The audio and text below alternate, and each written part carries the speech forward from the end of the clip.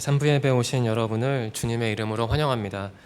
오늘 우리에게 주시는 하나님의 말씀은 누가복음 1장 39절부터 55절인데요. 내용이 많으니까 제가 46절부터 55절까지만 읽겠습니다. 누가복음 1장 46절부터 55절입니다. 마리아가 이르되 내 영혼이 주를 찬양하며 내 마음이 하나님 내 구주를 기뻐하였음은 그의 여종의 비천함을 돌보셨음이라. 보라, 이제 후로는 만세의 나를 복이 있다 일컬으리로다. 능하신 이가 큰 일을 내게 행하셨으니 그 이름이 거룩하시며 긍휼하심이 두려워하는 자에게 대대로 이르는도다. 그의 팔로 힘을 보이사 마음의 생각이 교만한 자들을 흩으셨고 권세 있는 자를 그 위에서 내리치셨으며 비천한 자를 높이셨고 줄이는 자를 좋은 것으로 배불리셨으며 부자는 빈손으로 보내셨도다.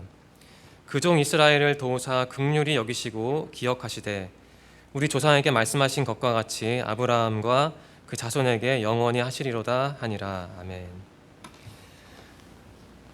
대림절 세 번째 주일입니다. 예수님의 탄생과 다시 오심을 기다리는 절기를 지금 우리는 보내고 있습니다. 우리는 이 기간에 특별히 기다림이라는 주제에 집중해야 합니다. 앞에서 읽은 말씀은 그 예수님의 어머니인 마리아가 부른 찬양입니다. 그녀는 이 찬양을 부르면서 지금 기뻐하고 있습니다.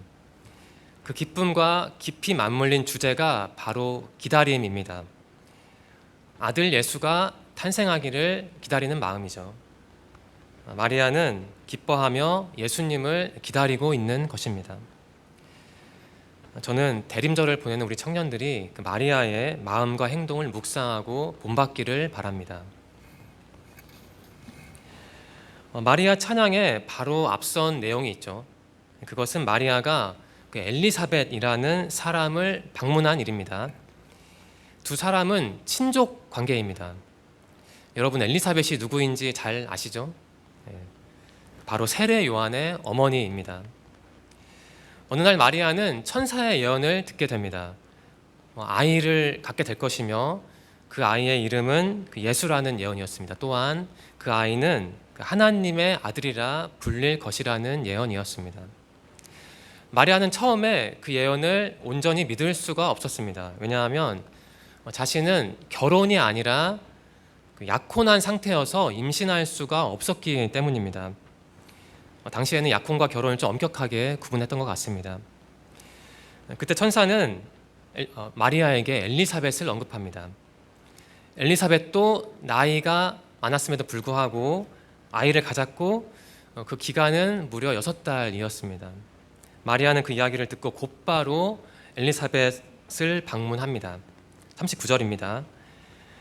이때에 마리아가 일어나 빨리 산골로 가서 유대 한 동네에 이르러 라는 기록이 있습니다.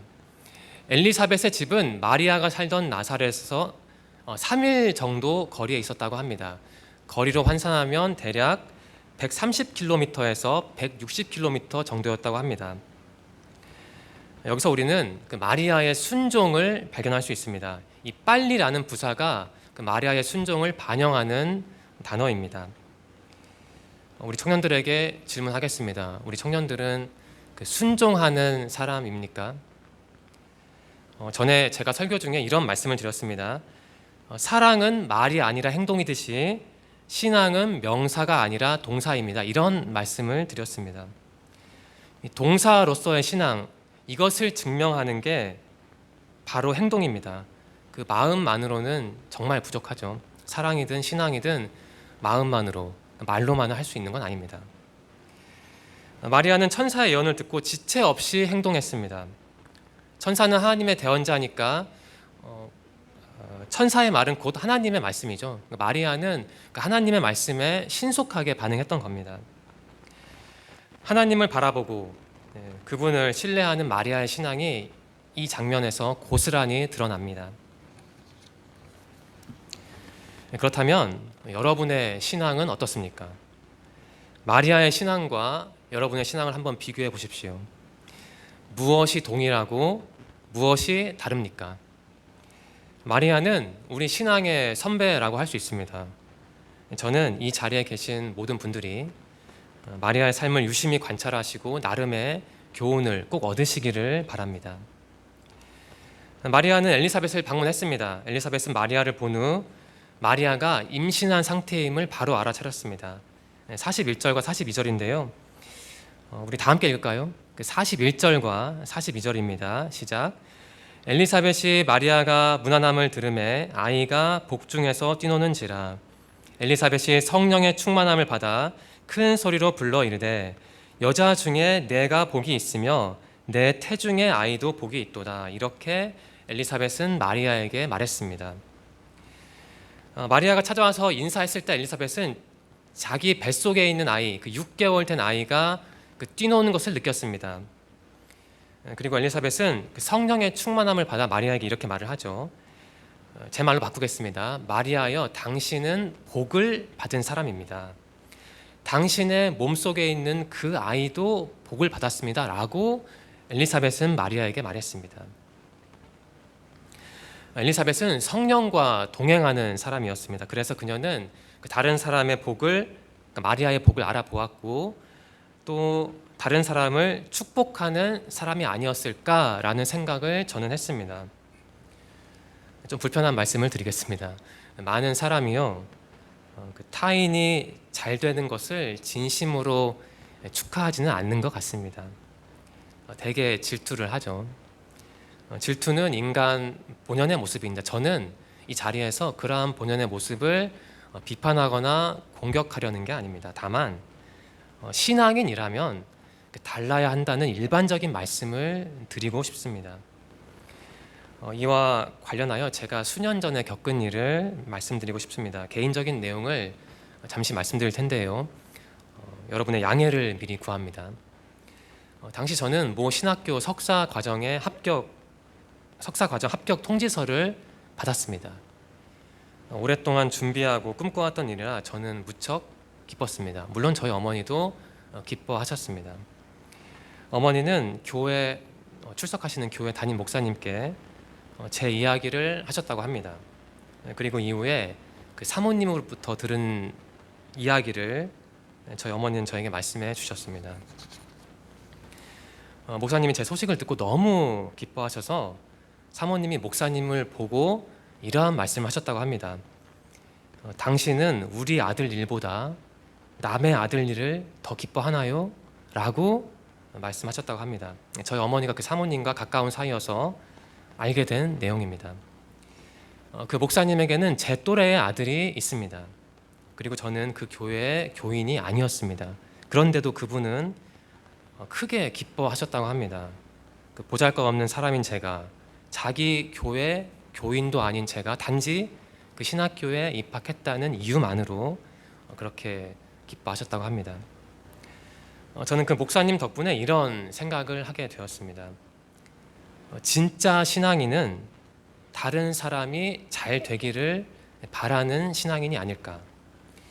진짜 신앙인은 다른 사람이 잘 되는 것을 보고 함께 기뻐하는 사람이 아닐까라는 생각을 저는 했습니다.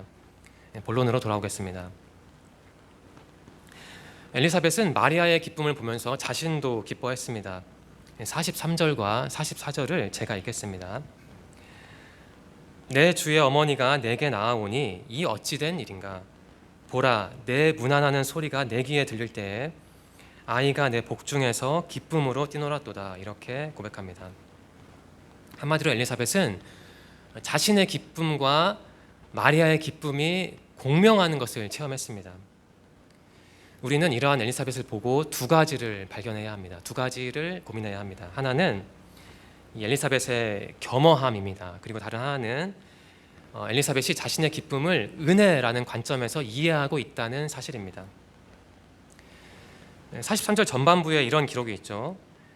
내 주의 어머니가 내게 나아오니 라는 문장이 있는데요. 이것은 엘리사벳의 겸허함을 반영하는 문장입니다. 당시 엘리사벳은 나이가 많았습니다. 추정하기는 어렵지만 40대 이상이겠죠. 그리고 마리아는 이제 약혼을 했으니까 아마 10대 중반이나 후반이었을 겁니다. 당시에는 그렇게 결혼을 했습니다. 10대 때요. 마리아가 비록 자신보다 한참 어렸지만 엘리사벳은 자기보다 어린 그 마리아를 본 게 아닙니다.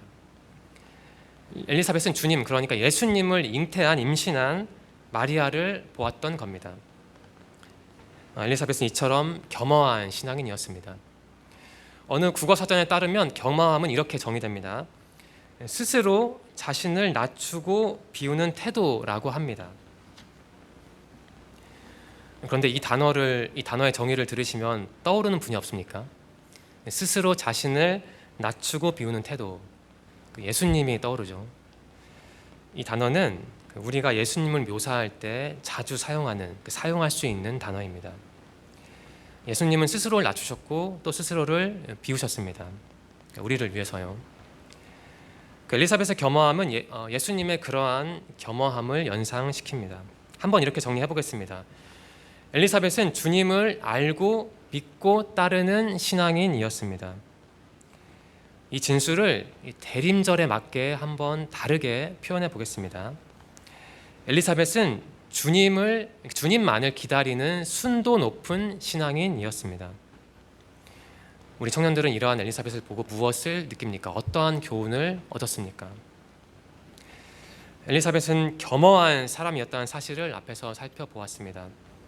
또한 그녀는 하나님의 은혜를 아는 사람이었습니다.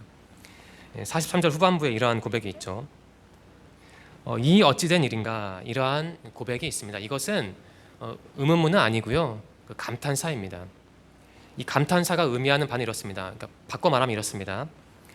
어찌 내가 이러한 은혜를 입었는가, 어떻게 나 같은 사람이 이러한 큰 은혜를 받았는가, 이것을 의미합니다.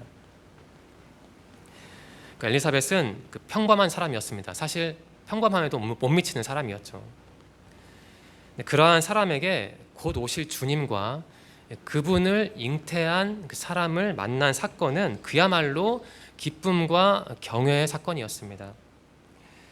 엘리사벳의 모습은 그 사람의 아들인 그 세례 요한의 모습을 떠올리게 합니다. 요한은 예수님이 자신에게 와서 세례를 받으시려 하자 이렇게 반응을 했죠. 어떻게 당신 같은 분이 저 같은 사람에게 오십니까? 이러한 반응을 보였습니다. 예수님 앞에서 요한이 반응한 방식은 겸손한 방식이죠. 예수님 앞에서 요한이 반응한 방식과 마리아 앞에서 엘리사벳이 반응한 방식이 비슷합니다. 거의 같습니다. 엘리사벳은 자신이 하나님의 은혜를 받은 사람이라는 사실을 잘 알고 있었습니다. 그녀의 아들인 세례 요한도 자신이 은혜 받은 사람임을 누구보다 잘 알고 있었습니다. 여러분, 우리가 이 두 사람, 어머니와 아들, 엘리사벳과 그 세례 요한을 보고 어떠한 교훈을 얻을 수 있다고 생각하십니까? 저는 이러한 교훈을 얻었습니다. 내가 신앙인으로서 바로 서면 내 자식도 신앙적으로 올바르게 성장할 수 있겠구나라는 교훈을 저는 얻었습니다. 그런데 이 부모-자식 관계를 문자 그대로의 부모-자식 관계로만 이해할 필요는 없습니다. 그 의미를 다소 확장해도 괜찮을 것 같습니다. 한번 이렇게 생각해 보면 어떨까요? 내가 신앙적으로 바르게 서면 내가 지도하는 아이들, 즉 내 신앙의 자식들도 온전한 신앙인이 될 수 있다. 이렇게 정리해도 무방합니다. 엘리사벳과 세례 요한을 보고요. 저는 소망합니다. 이 자리에 계신 부모님들과 선생님들이 엘리사벳의 모습을 묵상하시고 신앙인으로서의 모범을 보이시기를 저는 소망합니다. 마리아를 향한 엘리사벳의 고백은 45절에서 그 정점에 이릅니다. 이렇게 고백을 하죠. 엘리사벳이 주께서 하신 말씀이 반드시 이루어지리라고 믿은 그 여자에게 복이 있도다라고 고백합니다. 다음 주 설교 본문은 오늘 본문은 바로 앞에 있는 내용입니다. 다음 주에 좀 더 자세하게 살펴볼 텐데요. 마리아는 천사가 자신에게 예언했을 때 이렇게 반응했습니다. 1장 38절입니다. 주의 여종이오니 말씀대로 내게 이루어지이다 라고 마리아는 고백했습니다. 마리아는 처음에는 아마 추정을 해보면 천사의 예언을 들었을 때 완전히 믿지 못하는 다소 의심하는 모습을 보였습니다. 하지만 결국에는 마리아는 그 천사의 예언이 자신에게 고스란히 이루어질 것을 믿고 고백을 하죠. 그 고백의 내용이 바로 38절입니다. 물론 처음에 마리아는 그 마리아의 마음에 일말의 의심이 있었겠지만 시간이 지날수록 그 의심은 사라지고 하나님을 향한 믿음이 커졌을 겁니다. 마리아는 한마디로 성숙한 우리에게 모범이 되는 신앙인이었습니다. 45절은 그러한 마리아를 보고 엘리사벳이 말하는 표현하는 내용인 것입니다. 여러분, 이 부분에서 우리가 무엇을 느끼면 좋을까요? 굉장히 이 부분이 그 누가복음 1장 2장에서 핵심되는 내용인데 우리가 여기서 무엇을 느끼면 좋겠습니까? 그 마리아의 고백 그리고 엘리사벳의 말을 보면 이 누가복음 1장 2장의 핵심을 우리는 알 수 있습니다. 바로 이게 우리가 바라보아야 할, 추구해야 할 신앙적인 그 지극한 복이죠. 하나님께서 당신이 하신 말씀은 꼭 이루신다는 것, 그것을 믿는 게 사실 복입니다. 물질적인 그 여유로움을 누리는 것도 물론 복이지만 우리가 그것보다 가장 먼저 추구해야 할 게 바로 이러한 복인 거죠. 그러니까 하나님은 당신이 하신 말씀을 그대로 이루신다. 그러니까 이것을 믿는 사람이 바로 그 복을 받은 사람입니다. 저는 우리 청년들이 하나님을 신뢰하시고 하나님으로 인해 기뻐하시고 그것을 통해 하나님의 축복을 누리시기를 바랍니다. 지금까지는 엘리사벳의 모습을 중점적으로 살펴보았습니다. 이제부터는 그 마리아의 모습을 여러분과 함께 살펴보고자 합니다. 천사의 예언을 듣고 마리아는 엘리사벳을 방문했죠. 그리고 이제 마리아는 하나님께 찬송을 올려드립니다. 마리아의 찬송은 쉽게 말하면 그 감사의 찬송입니다. 지금 마리아는 기뻐하고 있는데요. 그 기쁨은 감사와 뗄 수 없는, 감사와 밀접한 기쁨입니다. 여기서도 한 가지 그 교훈을 얻을 수 있죠. 기뻐한다는 것은 그 감사함을 전제하는 겁니다. 그러니까 감사함 없이 기뻐할 수는 없는 거죠. 그러니까 찬양을 하면서 예배를 드리면서 기뻐하는 사람은 그 마음속에 하나님을 향한 감사가 있는 것이라고 우리는 생각할 수 있습니다. 이러한 마리아가 우리 청년들에게 주는 신앙적인 메시지가 있을 것 같습니다. 46절부터 49절 말씀을 제가 읽겠습니다. 한번 잘 들어보십시오. 마리아가 이르되 내 영혼이 주를 찬양하며 내 마음이 하나님 내 구주를 기뻐하였음은 그의 여종의 비천함을 돌보셨음이라. 보라 이제 후로는 만세에 나를 복이 있다 일컬으리로다. 능하신 이가 큰 일을 내게 행하셨으니 그 이름이 거룩하시며. 이렇게 고백하고 있습니다. 이 부분은 마리아가 자신이 받은 특별한 은혜에 대해서 서술하는 내용입니다. 찬양하는 내용입니다. 자신의 특별한 상황은 앞에서 말씀드린 그 천사의 예언이죠. 너는 아이를 갖게 될 것이다. 그 아이의 이름은 예수가 될 것이며 그 아이는 하나님의 아들이라 불릴 것이다. 이러한 예언입니다. 우리 청년들은 그 46절부터 49절에 담긴 그 마리아의 찬양, 그 감사의 찬양, 기쁨의 찬양을 묵상하시면서 무엇을 느꼈습니까? 여러분이 이 부분에서 얻을 수 있는 교훈은 무엇입니까? 이 마리아의 찬양에는 몇 가지 교훈적인 내용이 담겨 있습니다. 하나씩 살펴보겠습니다. 먼저 하나님을 찬양한다는 마리아의 고백이 교훈적입니다. 46절 후반부에 내 영혼이 주를 찬양합니다 라는 부분이 있습니다. 마리아는 지금 하나님을 찬양하고 있는 것이죠. 그러니까 자신에게 은혜를 베푸신 하나님을 향한 찬양입니다. 그러니까 마리아의 기도에서 가장 먼저 나오는 게 바로 하나님 찬양입니다. 여러분이 여기서 무엇을 느꼈습니까? 그러니까 우리는 찬양을 참 많이 합니다. 그 방식과 형식은 다르겠지만 교회에서도 찬양을 하고 가정에서도 찬양을 하고 그리고 경우에는 직장에서도 찬양을 합니다. 그런데 찬양할 때 가장 중요한 게 찬양 그 자체는 아니겠죠. 그 찬양의 원곡자도 아닙니다. 물론 찬양을 하는 우리 자신도 찬양에서 가장 중요한 요소가 아닙니다. 찬양에서 가장 중요한 건 우리가 그 찬양을 통해 주님을 고백하고 그 주님을 만나는 겁니다. 내가 하나님을 찬양합니다 라고 마리아는 말했습니다. 저는 우리 청년들이 이 마리아의 고백을 묵상하시고 여러분의 찬양이 과연 하나님을 향하고 있는지 그렇지 않은지 한번 점검해 보시기 바랍니다. 그리고 여러분이 찬양을 통해 마리아처럼 하나님과만 인격적인 관계를 맺으시기를 바랍니다. 다음으로 마리아는 이렇게 고백을 합니다. 내 마음이 주님을 기뻐합니다라고 고백합니다. 이 고백도 역시 교훈적입니다. 마리아는 자신의 마음으로 하나님을 기뻐하고 있는 것이죠. 사람과 사람을 이어주는 통로가 언어라면 하나님과 우리를 이어주는 통로는 마음이라고 저는 생각합니다. 우리 청년들의 마음은 지금 어디에 있습니까? 여러분의 마음은 여러분의 마음은 하나님을 향하고 있습니까? 그 어느 때보다도 현재 한국 사회는 우리의 마음을 현혹하고 흐트러뜨리고 있다고 저는 나름대로 분석합니다. 저는 특별히 상업 광고를 볼 때, 자동차 광고를 볼 때 한국 사회가 하나님에게서 참 거리가 먼 사회라는 것을 느낍니다. 다소 엉뚱하게 들릴 수도 있을 텐데요. 이 광고를 가만히 보면 거기에는 주님을 향한 마음이 없습니다. 주님의 마음도 없습니다. 그저 우리의 마음을 사로잡는 색깔과 모양과 욕망만 가득할 뿐입니다.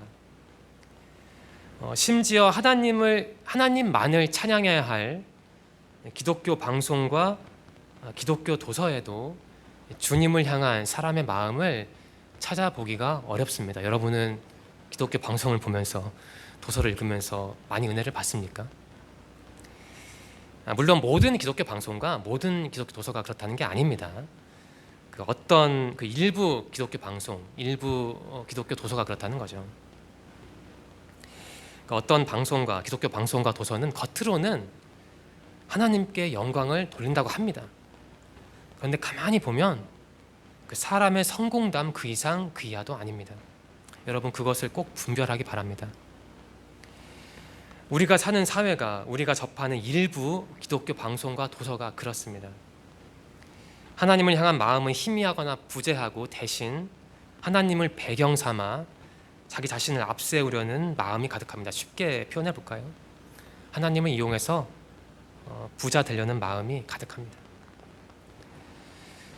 저는 오늘 이 자리에 있는 우리 청년들에게 묻고 싶습니다. 여러분은 그러한 사람들과 다릅니까?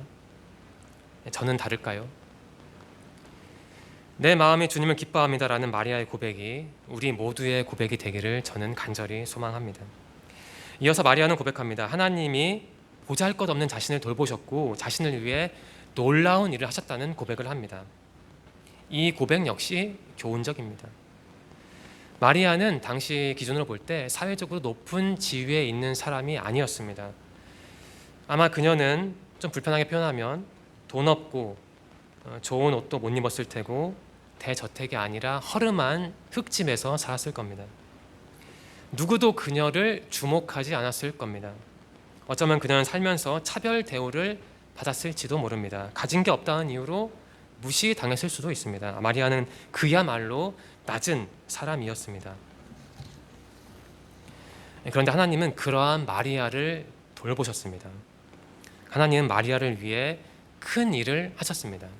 하나님은 마리아에게 큰 복을 주셨습니다.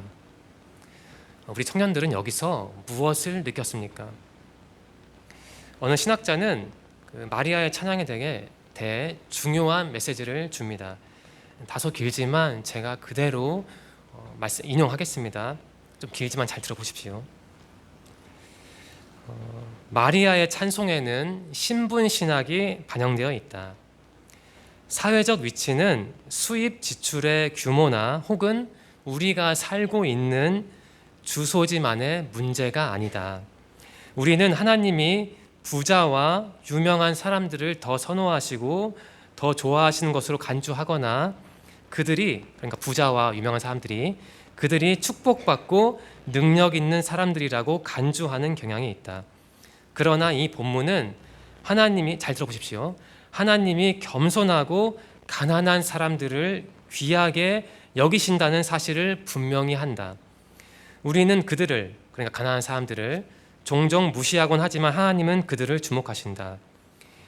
이 점은 모든 사람들이 갖고 있는 고귀함과 가치에 대해 많은 것을 이야기한다.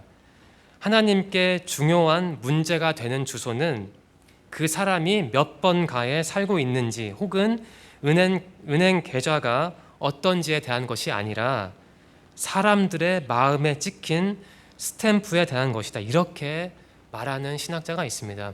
우리에게 굉장히 중요한 내용을 전달해 주고 있죠. 요컨대 마리아 찬양에서 우리가 얻을 수 있는 교훈은 이거라는 겁니다. 요약하면 그 신앙인에게 가장 중요한 건 돈도 아니고 좋은 집도 아니고 좋은 직장도 아니고 돈 많고 능력 있고 예쁜 배우자가 아니라는 겁니다. 신앙인에게 가장 중요한 건 그 하나님을 향한 마음이라는 겁니다.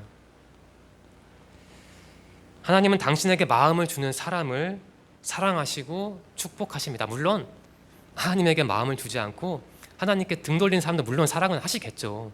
그렇지만 누구를 더 사랑하시겠어요? 당신에게 마음을 주는 사람을 더 사랑하시는 거죠. 당신에게 마음을 주는 사람을 하나님은 사랑하십니다. 그 사람이 비록 사회적 지위가 낮을지라도 그 사람을 사랑하십니다. 그런데 하나님은 오로지 마리아 같은 사람만 사랑하시는 분은 물론 아닙니다. 그 마리아 찬양에서 또한 중요한 부분이 50절부터 55절인데요. 그 앞에서 우리가 살펴본 46절부터 49절은 마리아 개인에 관한 찬양이었습니다. 그런데 50절부터 55절은 그 하나님의 행동을 좀 더 일반적인 말로 표현한 겁니다. 그러니까 모든 사람에게 마리아가 받은 그러한 축복이 적용될 수 있다는 거죠.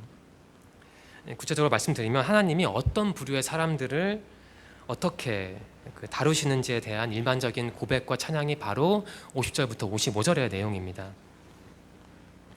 이 부분에서 중요한 문구가 있습니다. 50절에 두려워하는 자라는 표현이 있죠. 하나님을 두려워하는 사람들이라는 뜻입니다. 어떤 사람에 따르면 이 두려워하는 자의 문구는 누가복음을 읽는 독자들에게 그 마리아의 찬양을 좀 더 쉽게 이해시켜 주는 문구라고 합니다. 왜냐하면 이 표현에는 이방인 중에서도 그 하나님을 두려워하는 사람들이 있다는 사실이 담겨 있기 때문이라고 합니다. 54절과 55절 잘 기록되어 있는데요. 겉으로 볼 때는 이스라엘이 그 마리아 찬양 안에 확실히 드러납니다. 하지만 그 50절이 기록하는 찬양은 이스라엘 사람들이 아닌 사람들도 하나님의 축복을 받을 수 있다는 교훈을 담고 있습니다. 그것과 관련하여 몇 가지 살펴보겠습니다. 50절에 그 두려워한 자는 표현이 있죠. 그리고 52절에 그 비천한 자라는 문구가 있습니다. 그리고 53절에는 그 줄이는 자라는 문구가 있는데 이 세 가지가 한 덩어리를 이루고 있습니다. 한마디로 하나님은 그 사람들을 지키시고 축복하신다는 찬양이 바로 50절부터 53절의 내용을 이루고 있습니다. 하지만 여기서 오해하면 안 되죠. 그 50절부터 53절을 단순히 하나님은 가난한 사람들은 무조건 사랑하신다, 하나님은 없는 사람들은 무조건 지켜준다, 이것을 말하는 것은 아니고요.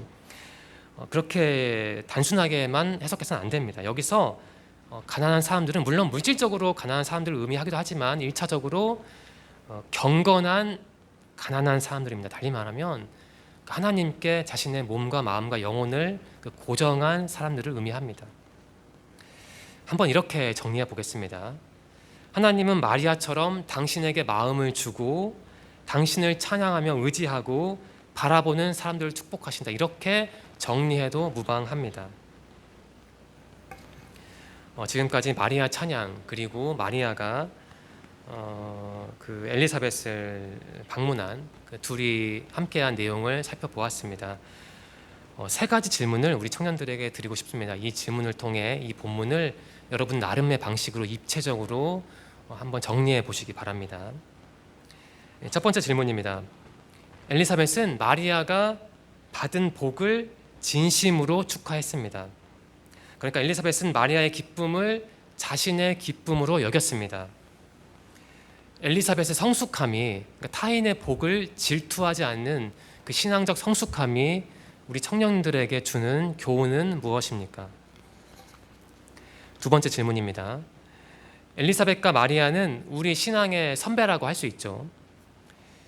우리 청년들은 두 사람을 본받아 좋은 말과 좋은 행동을 하고 있습니까? 여러분은 누군가에게 좋은 신앙의 선배 역할을 하고 있나요?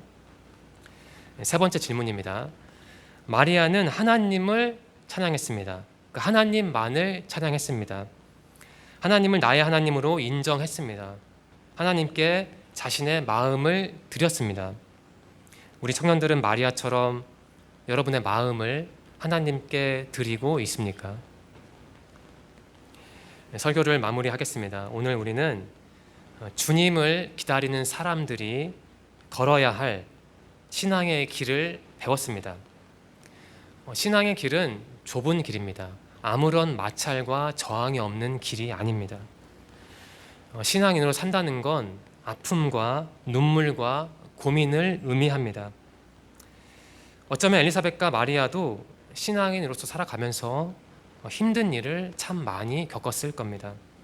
그런데 그들은 그러한 과정을 통해 주님을 더 깊이 알게 되었고 주님을 누구보다 가장 의지하는 태도를 배웠을 겁니다. 그리고 무엇보다 그들은 주님만을 기다리는 삶을 살게 되었을 겁니다.